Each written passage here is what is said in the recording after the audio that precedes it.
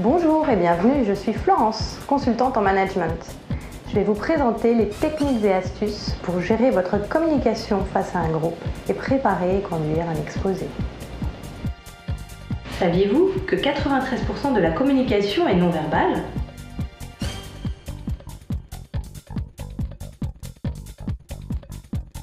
La position du corps. La position idéale est la station debout afin de bien répartir le poids du corps sur les deux jambes. Les bras sont décontractés le long du corps ou une main dans la poche éventuellement et ça donne une impression de neutralité. Vous devez éviter de croiser les jambes ou de vous appuyer sur une seule jambe. Ça donne une instabilité au niveau corporel et une impression de manque de confiance en soi.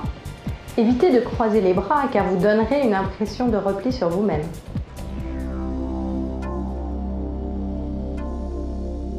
Le contact visuel. Maintenez le contact avec votre auditoire.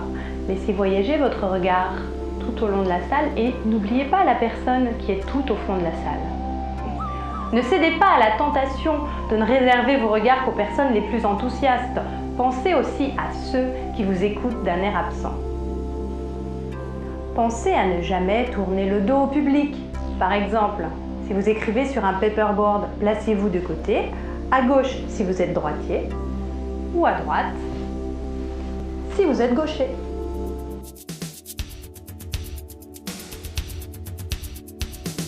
Choisissez avec soin vos vêtements et accessoires. Il ne faut pas détourner l'attention de votre public. Par exemple, la jolie cravate Mickey que vous avez eue à Noël, réservez-la pour une autre occasion. Votre public passerait son temps à se demander « mais pourquoi avoir choisi cet accessoire ?» Et vos cheveux, arrangez-les de façon à ce qu'ils ne vous tombent pas dans les yeux. Vous passeriez votre temps à les repousser et donneriez une impression de nervosité.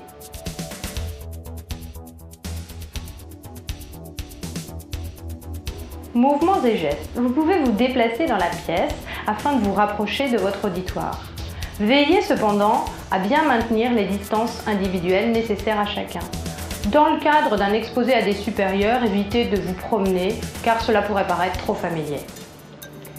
Adaptez vos gestes en fonction de la taille de la salle. Si elle est grande, vous pouvez avoir recours à des gestes plus amples. N'ayez pas peur de ne pas être naturel, votre auditoire vous trouvera complètement spontané. Si la salle est plus petite, préférez les gestes plus discrets. Préférez les gestes souples aux gestes nerveux et saccadés. Préférez les mouvements sur des plans horizontaux par rapport aux mouvements sur des plans verticaux. Le son de votre voix influence également votre apparence. Prenez une respiration lente et profonde. Vous amenez de l'air à vos cordes vocales et le son de votre voix sera plus clair. Parlez à voix haute. Le volume sera suffisant. De façon rythmée et monodirectionnelle. Je projette le son de ma voix dans une seule direction, mais je peux me tourner pour que tout le monde puisse entendre. Évitez les balbutiements et les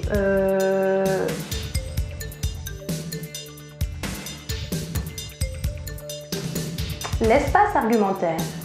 Pensez à Descartes. Ce qui se conçoit bien s'énonce clairement. Ayez un discours structuré, précis, explicite et illustré d'exemples.